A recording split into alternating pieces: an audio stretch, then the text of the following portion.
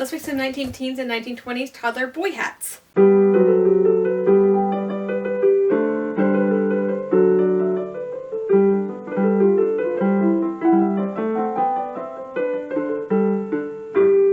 everyone, my name is Caitlin. I'm a living historian who educates other living historians by teaching old-fashioned sewing skills and copying original garments. So last month we made toddler girl hats for the 19 teens and 1920s. So we're going to do boys this month, and we're going to switch boys and girls for the 1930s and 40s into next month. Anyway, so I have 3 fabrics. We made 3 hats for the girls, so we're going to make 3 hats for the boys. I have an original pattern from Commercial Pattern Archive that I just blew up to what I think is the proper size. And there's 2 hat styles that I like. So I have here 2 types of cotton. So there's a chambray and then a gray. And then I have this really nice wool in a navy that I thought would really make a nice hat as well, just in case it's a little bit cooler. So the 3 rompers that we made for 19 teens were yellow, green, and red. Yes. And so I wanted something that would work with all of them. Like this will work with all of them. All 3 of them I think will look great with all of them. So they're extremely versatile. And yeah, I think all I have to do now is put the pattern together. I printed it out. I graded it up, printed it out. I have to put it together. And then we can go ahead and get started on this project.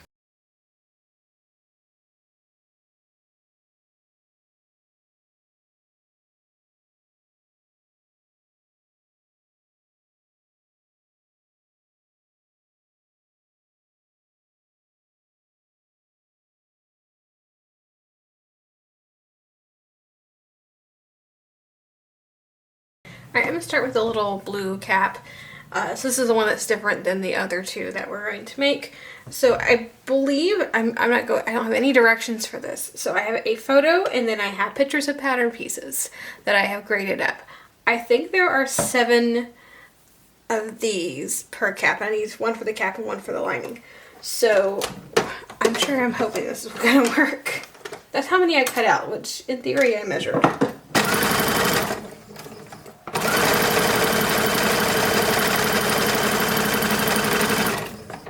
So I'm just going 2 at a time right now.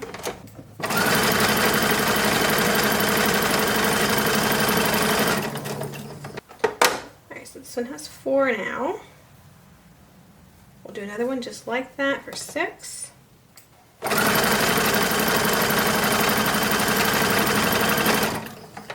I'm going to measure what this is, and we're going to see if I need 1 or 2 more pieces.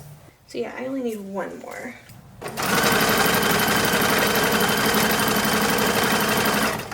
And then I'm going to iron all these pieces. Actually, you know what? While we're here, we'll go ahead and sew the brim, and then we'll iron all the pieces together, and then just attach them. Hats they always are very confusing, and getting the fitting right can be quite difficult. I'm already working on December's video, probably do it today as well, for boys and girls, 1930s, 1940s. And it just took me half a day to get to where I think the size is right, to get where the size is right. But usually the actual sewing of the hats or headwear is not difficult. It literally is mostly a fitting issue. It's like corsets. As long as you get the fitting right, the sewing isn't very difficult.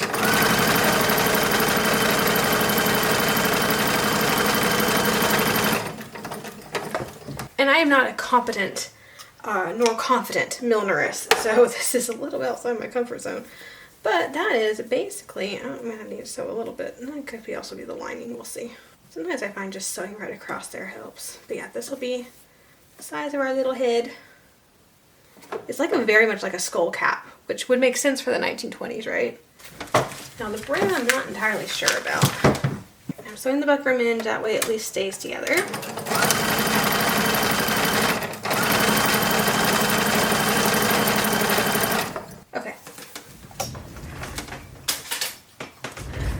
So this, I'm going to iron this as well, and this is going to get folded over like that basically, and there's my little brim.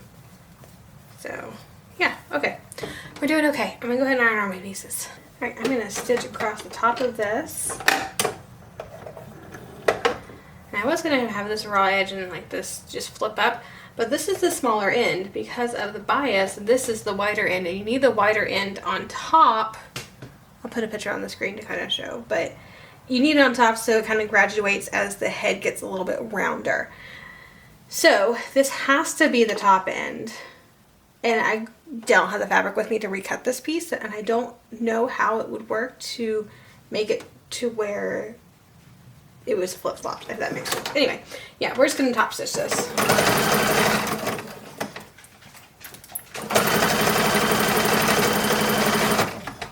Alright, which one looks better? Which is gonna be my outside hat, and the one that looks the worst will be the inside hat.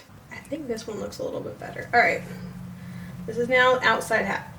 And I won't sew it all, I'll sew most of it, and then we'll flip it right side out, and I'll whip out the last bit. I think that's how it's gonna go. I'm gonna put this, because this is in the seam allowance. I don't want this to be any thicker than it is. So I'm gonna put that about 1/4 of an inch down. I'm going to test fluff it out. Let's see. Yes, that will work. That'll work. Okay, cool. Alright, so now I have it mostly sewn together. I'm gonna try to leave just one panel done or undone, and we'll see how this goes. Oops.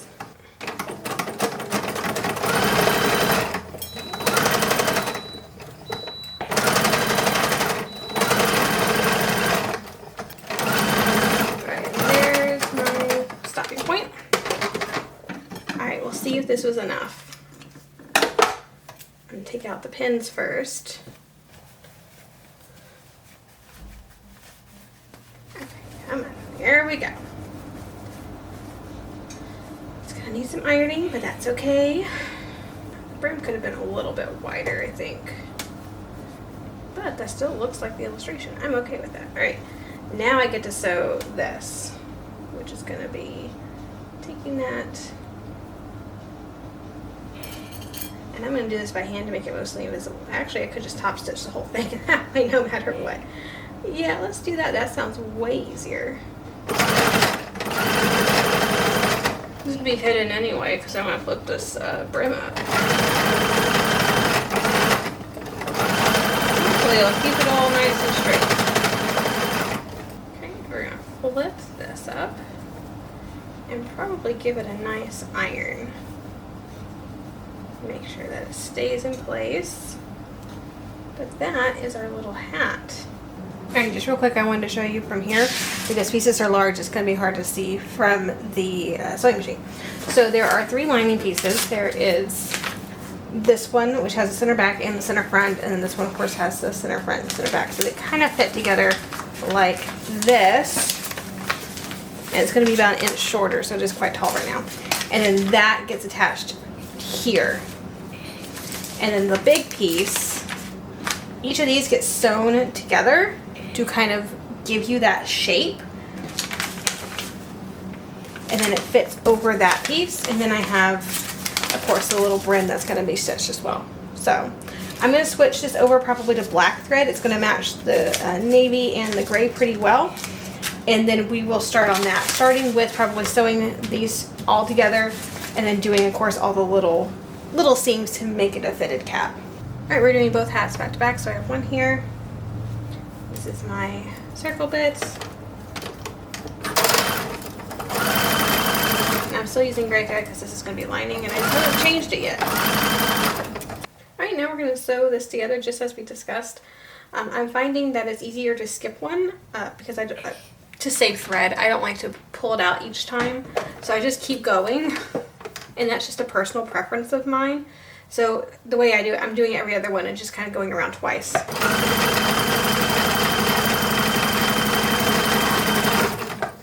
I'm just cutting them as I go. It saves thread. It probably makes absolutely no difference in the long run as far as how much thread I purchase, but I think it saves time as well.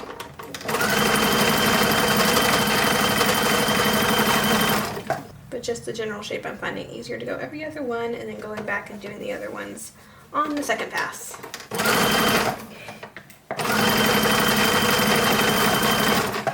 So now I'm going to go ahead and just go across the little brims here. I think I'm going to take a smaller seam allowance, maybe like that.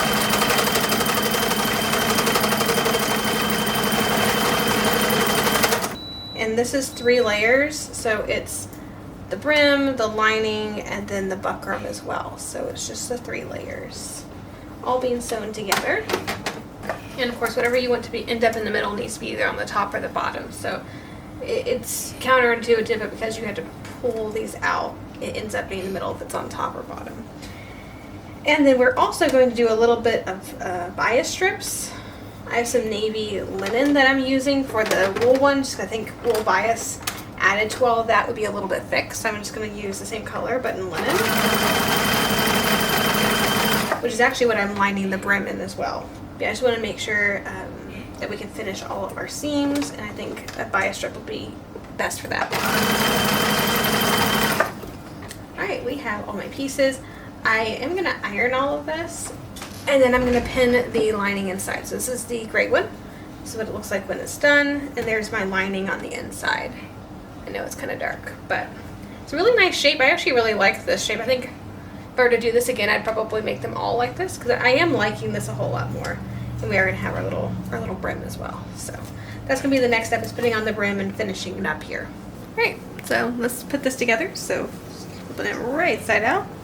And then I marked the center back, because my pattern did say what was the center back. So I marked the center back for myself. It is the higher portion, the lower portion goes in front, and then the center front's over here. And then for lining, because I want the nice side to show, I'm going to flip that wrong side out. And I did not mark where the front or back was for this, but one should be longer than the other. Yeah, so this would be my back. I'm going to set this in there, do the center front over here, and then I'm just going to pin around. I noticed there's one side that doesn't exactly fit perfectly, so I am just kind of easing it in there, putting a few small tucks that overall won't affect the fit or anything. It's just, and eventually I like to offer these for people if anyone would like them. It's just going to take a little bit more work and adapting to get them ready for the average seamstress. See, there's just a little bit of a gap there, so I'm just going to put a tiny little tuck in this, I guess the side. What I did forget to do is iron these, which I'm going to need to do. But like I showed earlier, you got the two, and so it just flips like this. My iron just turned off. That was really bad timing. Hopefully it's not too bad. But yeah, it's going to go like this. It's a very tiny little brim, like for all intents and purposes. It's a very small brim. We're going to do that real quick, and then I guess we'll go ahead and finish assembling this. Alright, let's put this one together. Find my center back here. Actually, I need my center front.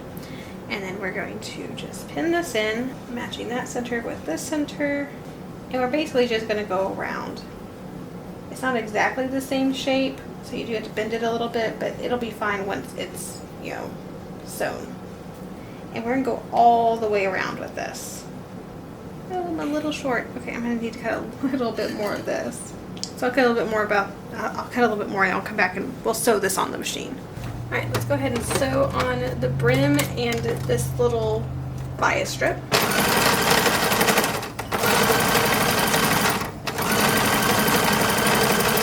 Gets a little bit bulky around the brim area. Yeah, I think that is a lot of layers.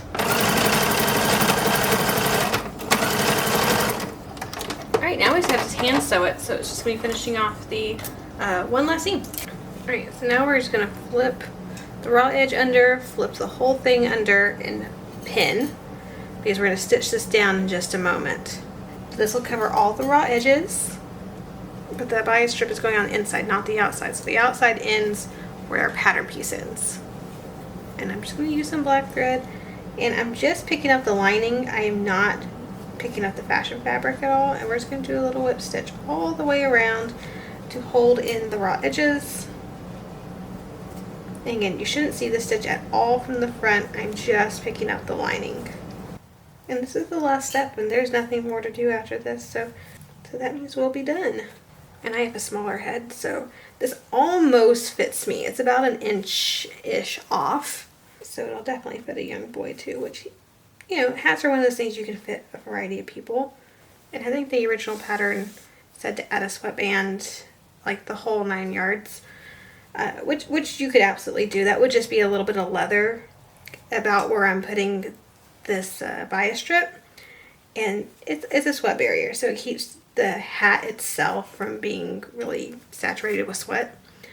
And if I needed to make it a little bit smaller to say fit a smaller headed child, then yeah, a little bit of leather about is 1/16 of an inch thick. Would all the way around, would add a little bit, just enough to make the hat fit a little bit nicer. But that's going to be an individual, like, do I need it? Do I not need it? So I'm going to leave it off for now. And if I need it, then that can be a great thing to add to make it just a tiny bit smaller.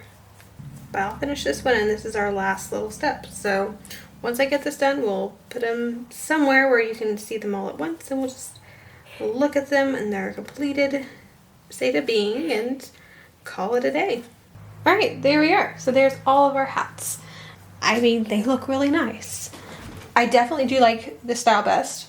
This one's fine, and I mean, it works. I'm thinking these needed to be up a little higher. It's not going to give the skull cap look I think that the illustration originally gave. So, I mean, it's functional, it'll work, it's cute, and it looks like a toddler, so I'm happy with it. I think can be some improvement upon this.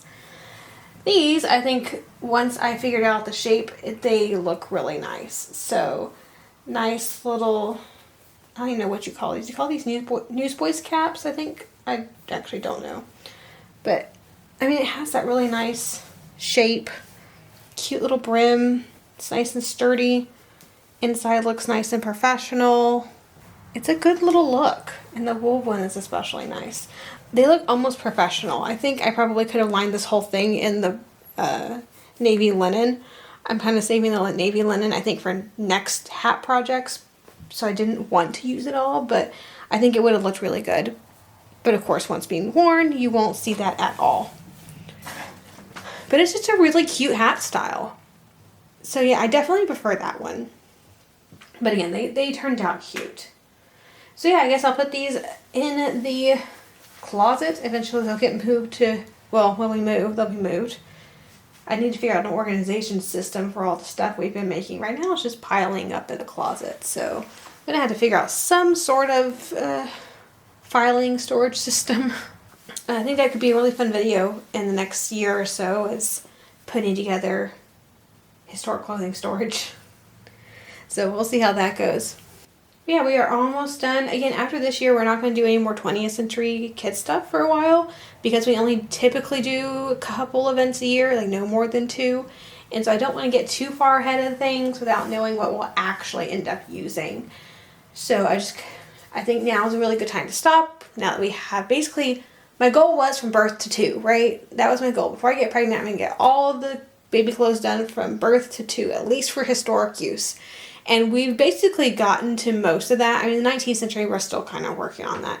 18th century, we're doing pretty well. I think by the end of this year, we'll be doing okay, at least for the first year. I could probably take those same dresses and shorten them, and yeah, we would be good for the first 2 years. But again, we're going to put a pause on that because we don't do a lot of 18th century either.